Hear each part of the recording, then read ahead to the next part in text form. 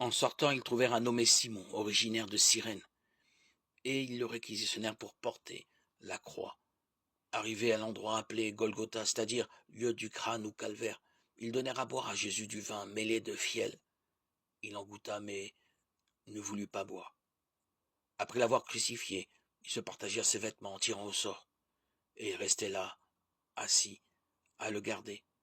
Au-dessus de sa tête, on inscrivit le motif de sa condamnation. Celui-ci est Jésus, le roi des Juifs. En même temps, on crucifiait avec lui 2 bandits, l'un à droite et l'autre à gauche. Les passants l'injuriaient en hochant la tête. Toi qui détruis le temple et le rebâtis en 3 jours, sauve-toi toi-même, si tu es fils de Dieu, et descends de la croix. De même, les chefs des prêtres se moquaient de lui avec les scribes et les anciens en disant « Il en a sauvé d'autres, et il ne peut pas se sauver lui-même. C'est le roi d'Israël, qu'il descende maintenant de la croix, et nous croirons en lui. Il a mis sa confiance en Dieu, que Dieu le délivre maintenant s'il l'aime. Car il a dit « Je suis le fils de Dieu ». Les bandits crucifiés avec lui l'insultaient de la même manière. À partir de midi, l'obscurité se fit sur toute la terre jusqu'à 3 heures. Vers 3 heures, Jésus cria d'une voix forte « Élie, Élie, lama sabachthani » ce qui veut dire « Mon Dieu, pourquoi m'as-tu abandonné » Quelques-uns de ceux qui étaient là disaient en l'entendant « Le voilà qui appelle le prophète Élie ». Aussitôt, l'un d'eux courut prendre une éponge qu'il trempa dans une boisson vinaigrée. Il la mit au bout d'un roseau, et il lui donnait à boire.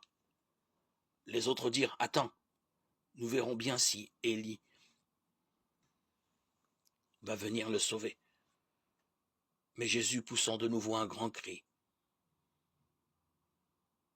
rendit l'esprit. Et voici que le rideau du temple se déchira en 2, du haut en bas. La terre trembla, les rochers se fendirent, les tombeaux s'ouvrirent. Les corps de nombreux saints qui étaient morts ressuscitèrent. Et, sortant des tombeaux après la résurrection de Jésus, ils entrèrent dans la ville sainte et se montrèrent à un grand nombre de gens.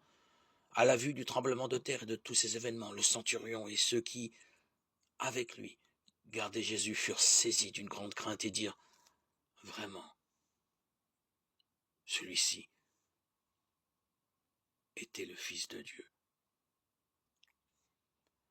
Matthieu 27, 32, 54.